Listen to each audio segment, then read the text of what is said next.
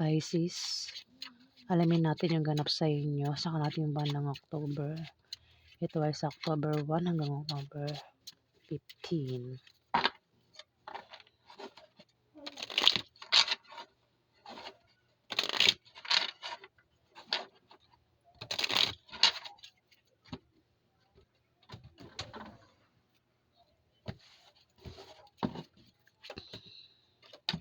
May taong galit dito, Pisces, pwedeng ikaw.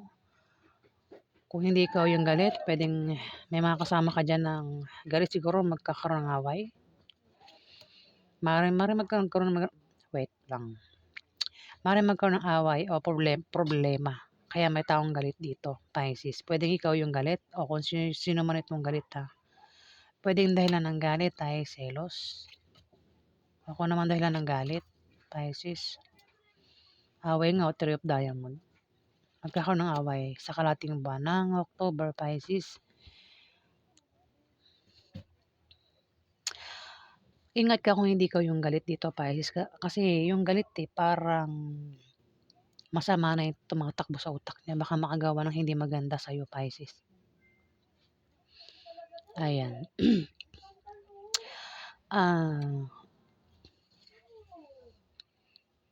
Kung meron kang negosyo, Pisces, may paglago sa kalahating buwan ng October. Sisurtein ka raw sa pera. Maaari ka magkapera sa pag-travel mo, Pisces, kasi may magbibigay sa'yo ng pera. Pwede naman yung pera ay galing mismo sa negosyo mo. O kung kanino pa yan galing. Ayan. At sa iyong pag-travel, meron ka raw makikilala na mga bagong kaibigan o lalaki magugustuhan mo, Pisces. Pwede rin naman yung makikilala mo sa pag-travel mo ay mismong kilala mo. Pisces. Ingat ka raw sa aksidente o misfortune, Pisces, sa kalahating buwan ng October. Ingat ka rin daw sa kung may negosyo ka, ingatan mo na mabankrupt, Pisces.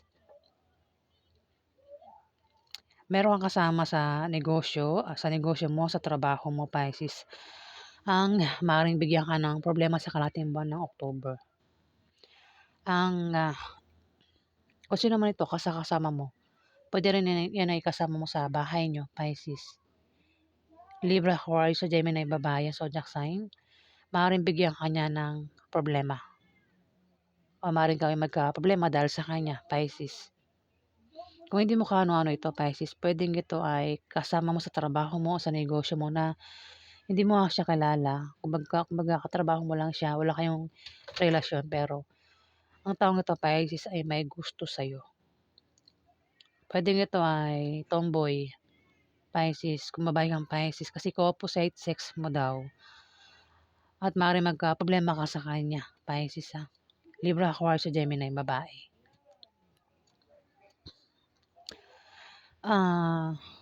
May tao rito, Pisces, ang nagbabalak magtayo ng business sa kalahating buwan ng October. Pwedeng ikaw, itong Libra, Aquarius, Gemini. At magagawa niya magtayo ng business. Kung wala siyang pera o pampuhunan, may magbibigay sa kanya. Kung may negosyo na, may paglago sa negosyo. Kung may trabaho naman, ang iba sa inyo, Pisces, ayan, maaari daw kayo ma-promote o dagdagan yung sahod nyo. Kung ito naman ay utang, ayan, maaaring makabayad na sa utang, ikaw, o kung sino man yung umutang sa'yo, Pisces, ayan, makabayad na sa kalahating buwan ng October. Mukhang magkakaproblema ka nga, kasi magkakaroon ng away. Magkakaproblema ka sa love life, sa pamilya mo, o baka meron kang gulong kakasangkutan, Pisces, sa kalahating buwan ng October. Bababa ang moral mo dito at kailangan mo ng suporta, Pisces. Ingat ka rin daw sa aksidente, ayan. Kasi may away Kaya pinag-ingat ka sa aksidente, Pisces, sa kalahating buwan ng October. Ingatan mo rin daw yung kalusugan mo dahil maaari kang magkasakit, Pisces. Huwag kang gumawa ng masama sa iba para hindi ka malasin o makarma. Kung magkaroon ng away, Pisces, huwag mo na lang patulan para makaiwas ka sa demandahan sa taong makakaaway mo. Kung ano man tong problema pagdaraanan mo sa kalahating buwan ng October, Pisces, makakalis ka rin dyan. Kasi masosolve din naman yan, Pisces, Ayan. Alamin pa natin yung ganap sa inyo. Ano pa ganap sa mga Pisces sa kalahating buwan ng October?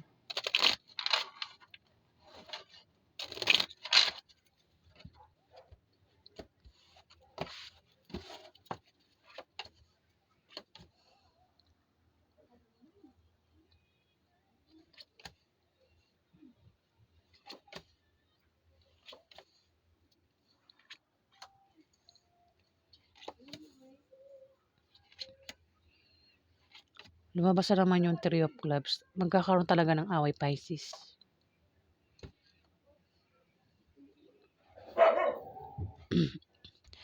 Merong nainggit sa'yo, Pisces. Ingat ka sa taong inggit. Basta may taong inggit dito, nainggit. Ang taong inggit na ito ay gumagawa ng paraan para pabagsakin ka, masira ka, Pisces. Ayan. Ito rin yung nagkakalat ng chismis patungkol sa'yo, Pisces. Kasi mukhang magkakaproblema ka sa love life, sa pamilya mo, o baka meron kang gulong kakasangkutan, Pisces, sa kalahating buwan ng October. May tao rito, Pisces, ang may pabago-bago ng feeling sa'yo. Kung ito ay member ng pamilya mo, ito yung taong minsan napaniwalaan ka, minsan hindi. Minsan kinakampihan ka, minsan hindi. Kung nagkakaroon ng away.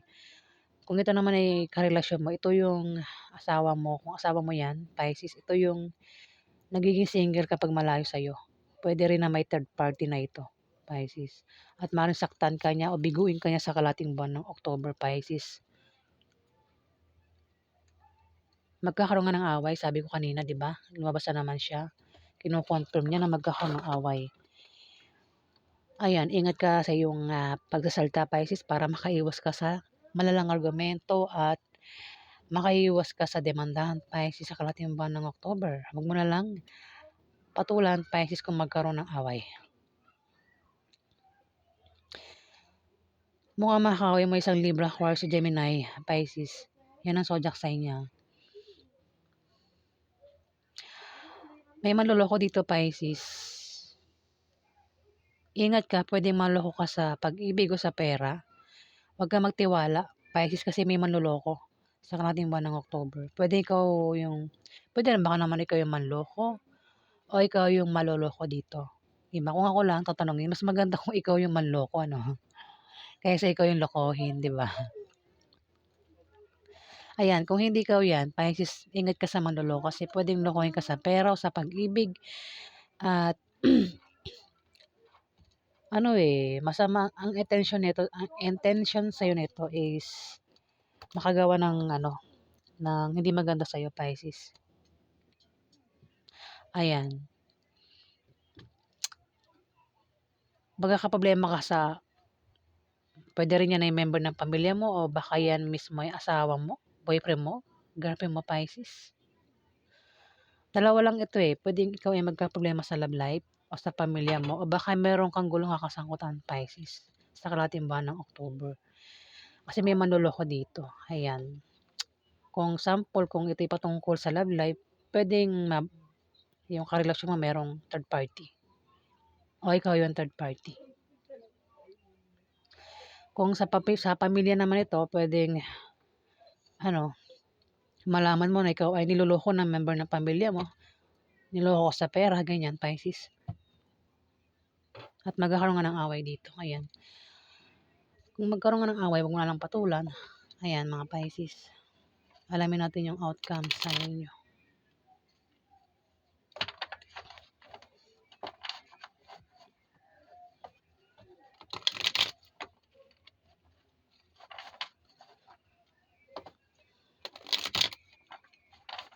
Oops.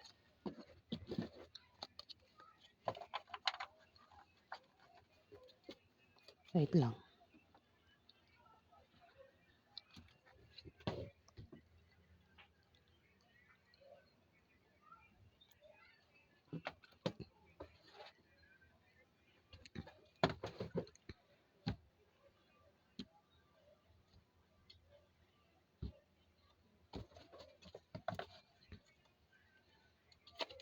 Outcome po sa mga Pisces sa kalahating buwan ng October.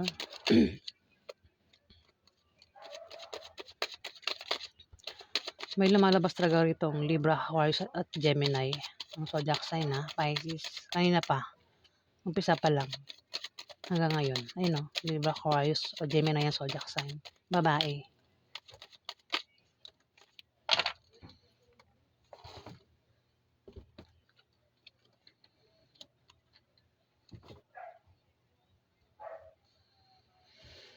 Ayan siya o. Queen of Swords.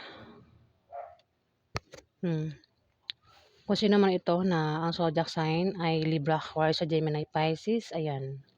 Pwede yan ay nanay mo, ate mo, ante mo, kaibigan mo, boss mo, girlfriend mo, asawa mo, Pisces. Pwede rin anak mo, kapatid mo, Pisces. Ayan. Kung sino man yan, Libra, Aquarius o Gemini ang zodiac sign, babae. Nag-iisip ito at matalino ito, Pisces. Matalino ito. Mahilig ito mag-isip. Matapang. Diretso. Magsalita. Medyo seryoso ito, Pisces. Nag-iisip yan. Kumbaga, lagi nakahanda eh. Kung saan pupunta yan, lagi nakahanda. Ayun, lagi niyang hawak yung swords niya. Kumbaga, pupunta sa isang lugar, nakahanda yan. Kung halimbawa magkaroon ng gera, nakahanda siya palagi. At may emperor dito, Pisces. Ang emperor ay isang Capricorn, Virgo, Taurus, lalaki. Kahit anong zodiac sign, pero mas malapit lang yung Capricorn, Virgo, Taurus. Basta emperor. May emperor dito. Pwede ikaw yung emperor. Kung hindi, may emperor dito, Pisces, ang kasakasabwat mo. Ang emperor na ito ay makapangyarihan at ma-impluwensyang tao.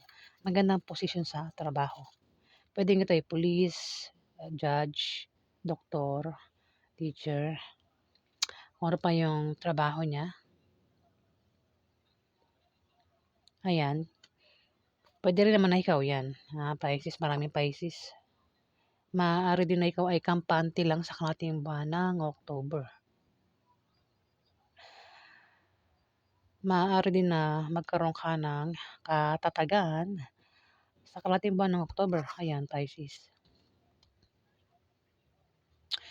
Pero kung hindi ikaw yan, may emperor dito, ang kasakasabot daw. Kilala mo, Pisces. May Page of Cups. Meron kang inaasahang balita na paparating sa kalating buwan ng October. O may inaantay kang kaibigan na tutulong sa'yo, Pisces. Pwedeng siya, isang emperor. Inaantay mo rito na tutulong sa'yo. Ayan. Pwede rin siya yung nag-aantay sa'yo. Makakatutulong dahil nga may magkakaroon ng problema, Pisces. Pwede rin na ito ay may paggastos na naman sa kalating buwan ng October. Pwede yung iba sa inyo, Pisces, ay gagastos. Meron kayong pagkakagastosan dahil maring bibili.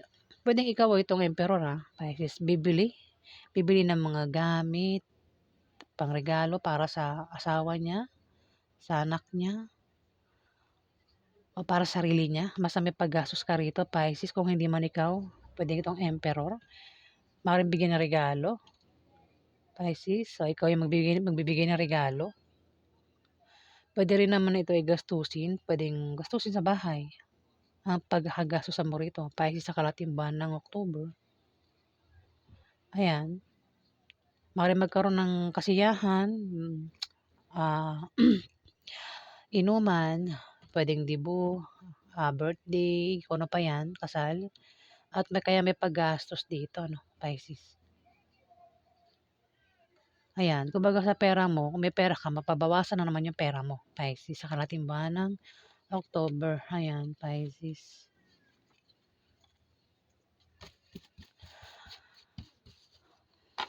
Kung magkaroon naman ng away, wag na lang pumatol, umiwas ka sa away, Pisces.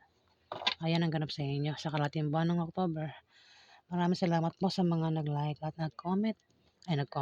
Ayan, at nag-subscribe mga Pisces. Ayan, salamat po guys.